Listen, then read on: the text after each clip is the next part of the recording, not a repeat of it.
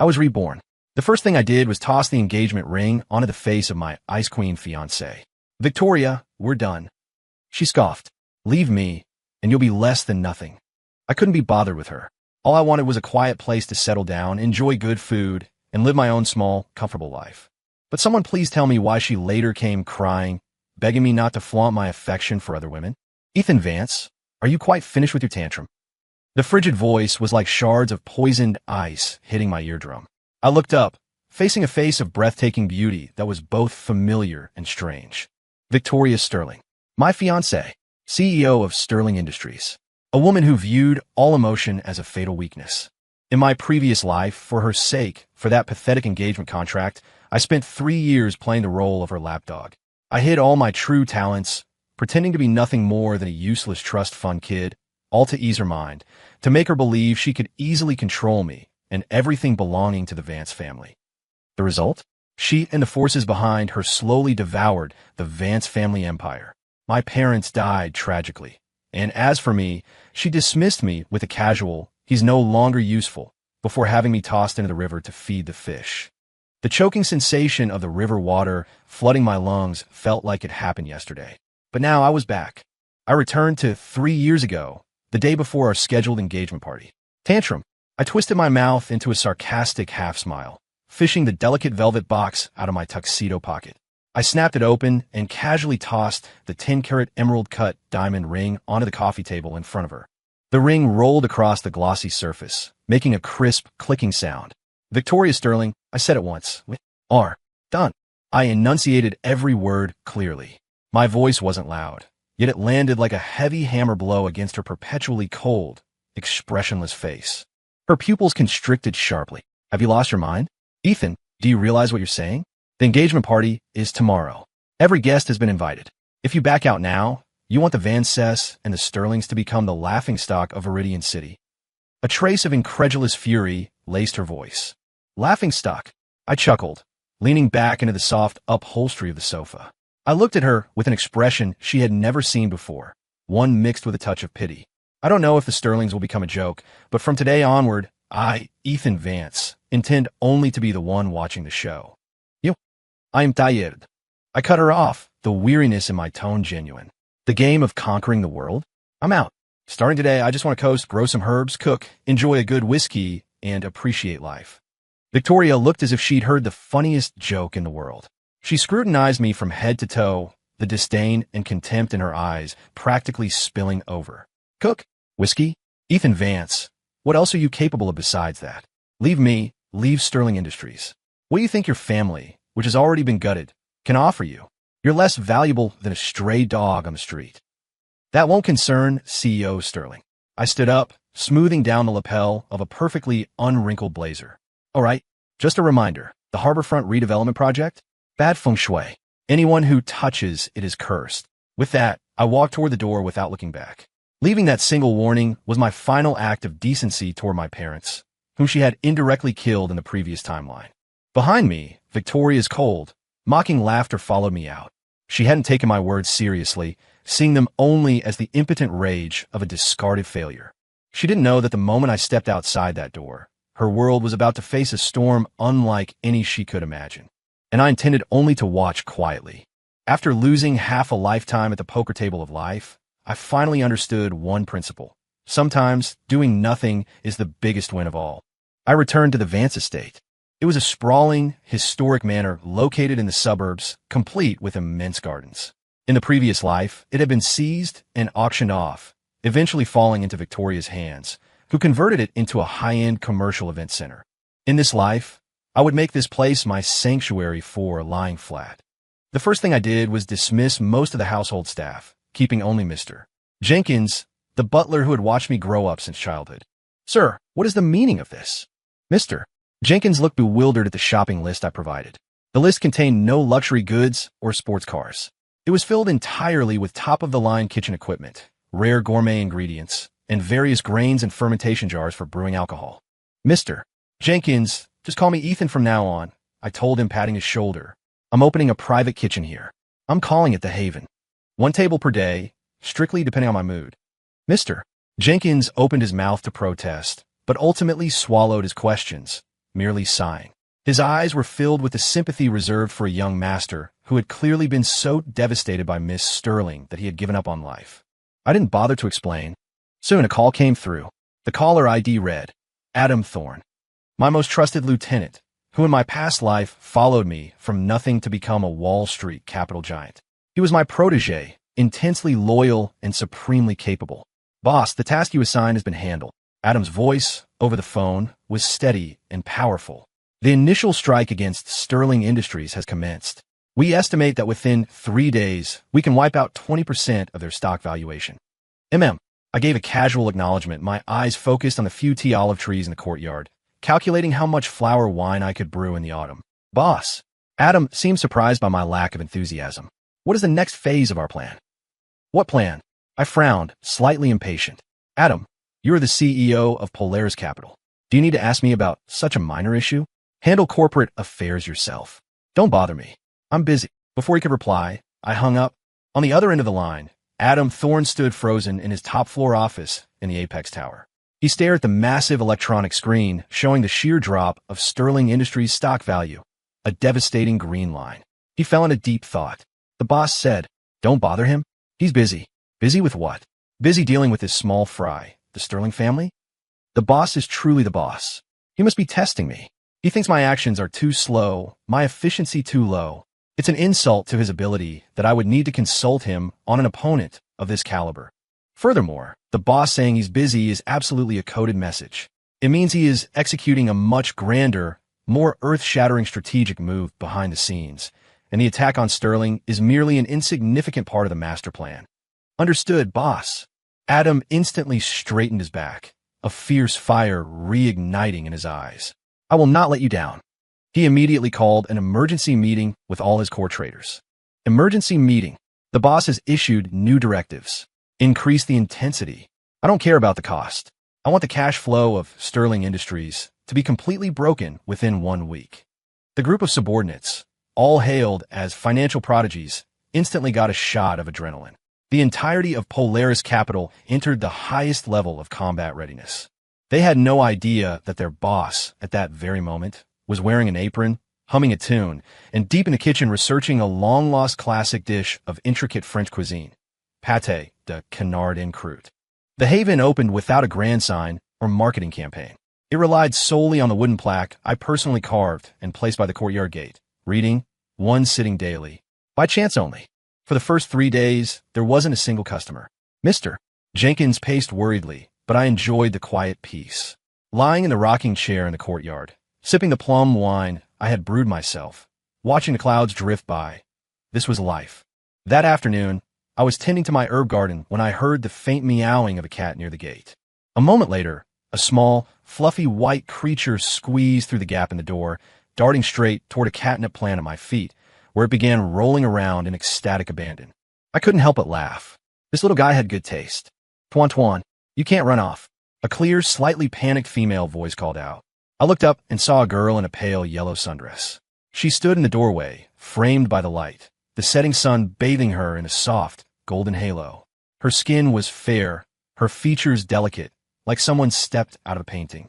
Her eyes, especially, were as clear as a mountain stream. When she saw me, she froze momentarily, a blush rising on her fair cheeks. I'm sorry, my cat. She gestured awkwardly toward the white British short hair rolling happily at my feet. It's fine, I said, smiling and pointing at the catnip. He just found his happy place. My remark made her giggle, her eyes curving into sweet crescents. Her name was Skylar Hayes, a local food blogger. She lived nearby. Today, her cat, Tuan, had escaped, and she'd been chasing him until she stumbled upon this place. Is this a restaurant? She looked around the elegant courtyard curiously, her gaze lingering on the wooden sign. Sort of, I shrugged, the result of a chef's sudden whim. Her attention was drawn to the various herbs and vegetables I grew in the courtyard. Her eyes sparkled. Wow, you grow your own? That's perilla. And over there is rosemary. Oh my gosh, you have basil and thyme too. She crouched by the planter box like a child who had discovered hidden treasure, listing the plants knowledgeably. I could tell she genuinely understood and loved food and gardening. Not like Victoria. Victoria's life consisted only of cold numbers and business proposals. In her eyes, The value of a basil plant was far less than a report that could raise stock prices by 1%. Rumble continued. Skylar's face instantly flushed crimson. She clutched her stomach, wishing the earth would swallow her whole. I haven't eaten lunch yet because I was chasing him, she whispered in explanation. Seeing her flustered and adorable reaction, my mood unexpectedly brightened. Well, since fate brought you here, I stood up and clapped the dirt off my hands. Today's one sitting daily is yours. I cooked a meal for Skylar. 4 courses and a soup.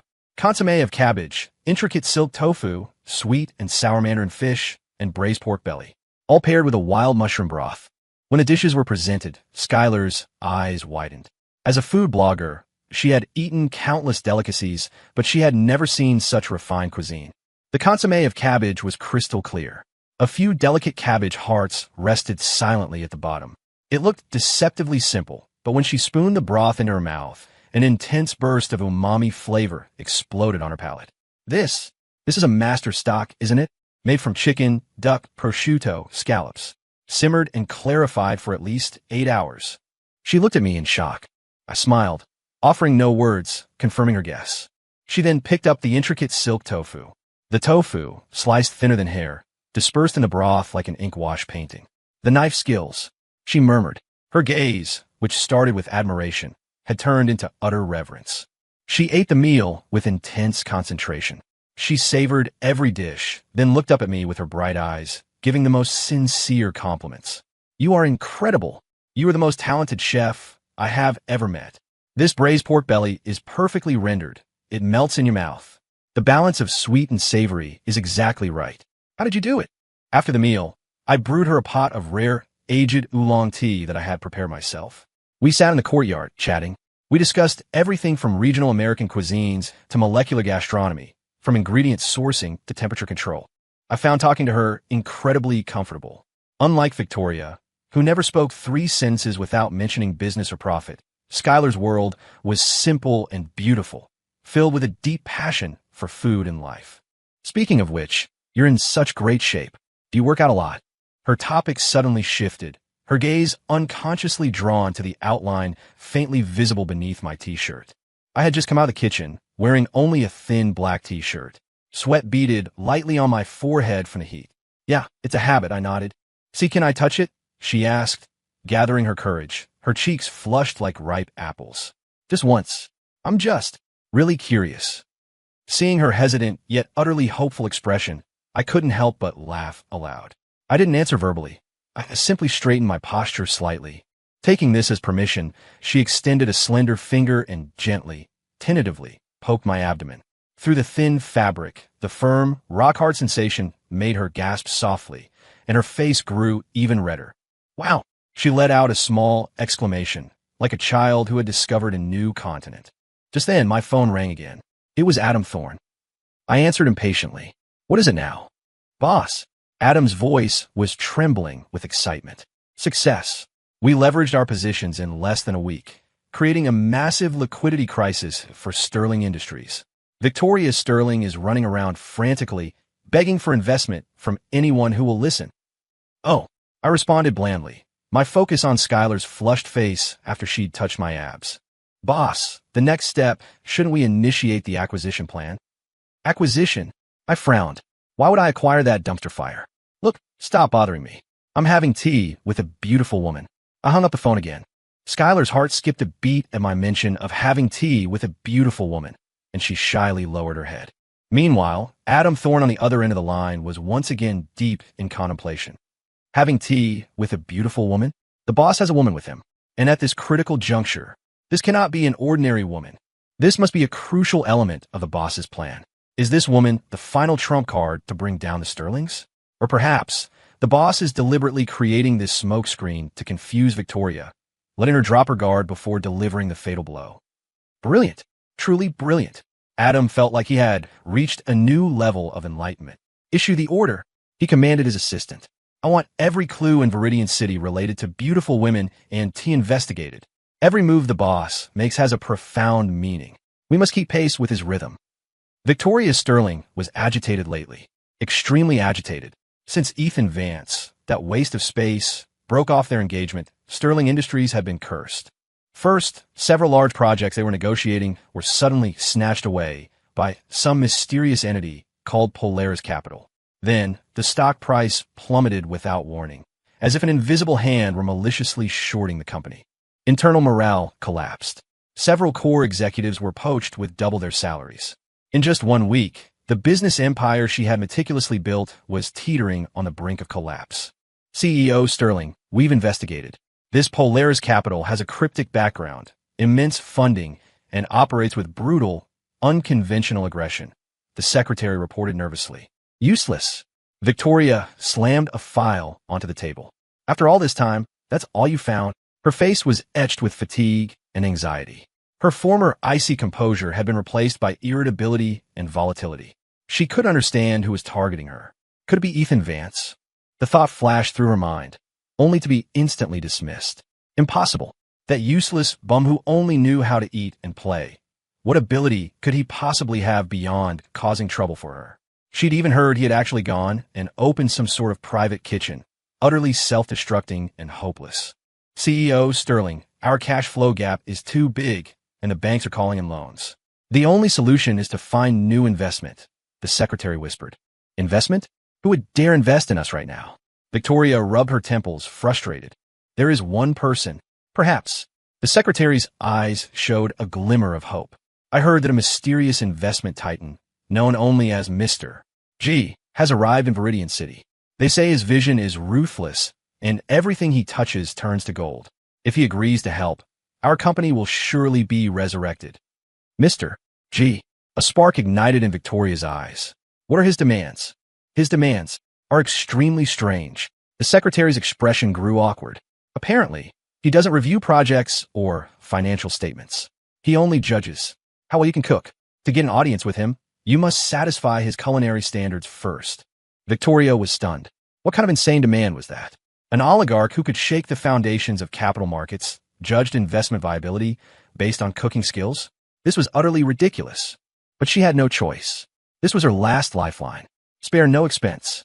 Victoria clenched her jaw, a ferocious look in her eyes. Give me an appointment. My relationship with Skylar progressed rapidly. She came to the Haven almost every day, sometimes with her cat Tuan Tuan, sometimes with a laptop, claiming she needed inspiration for her writing. But mostly, she just sat quietly in the courtyard, watching me tend the garden or work in the kitchen. Ethan, I think you can do everything, she said, propping her chin on her hand like a curious child. I know a little bit, I replied. I was currently preparing a base I just caught from the lake, my knife skills lightning fast, separating the flesh from the bone in an instant. A little bit. You could be competing for a Michelin star, she exclaimed dramatically. I smiled, not engaging. In my past life, to navigate various high-stakes business banquets with ease, I had mastered almost every skill designed to increase prestige. Haute cuisine, wine tasting, tea ceremonies, equestrianism, racing. I never imagined that the skills I learned purely for networking would now become the capital for my quiet retirement. Today, Skylar wanted something more down to earth, so I took her to a nearby, old-school farmer's market. The noisy market was bursting with human energy and life. Skylar clearly didn't frequent places like this. Everything fascinated her, and she chirped like a happy bird beside me. Excuse me, sir, how much for the ribs? I approached the butcher's counter. 35 a pound, young man. Don't recognize you. The butcher, a burly man, replied. I pointed to the best rack of ribs. I'll take that one. Can you chop it for me? Just as the butcher raised his cleaver, a slick, tattooed punk squeezed in, slamming his hand down on the ribs. I'll take this one. The butcher looked troubled. Brother, there's a first come, first served rule here. Screw your first come, first served. The punk glared, shoving the butcher aside. I want this rack today. What are you going to do about it? Skylar's face paled at his aggression, and she instinctively grabbed my sleeve. I patted her hand, reassuring her. I couldn't even be bothered to waste breath on the punk. I simply took out my phone and dialed a number. Hello, Chief Miller? It's Ethan Vance. Yes, long time no see. I'm at the East Side Farmers Market in your jurisdiction. Ran into a minor issue. Someone seems to misunderstand the concept of first come, first served.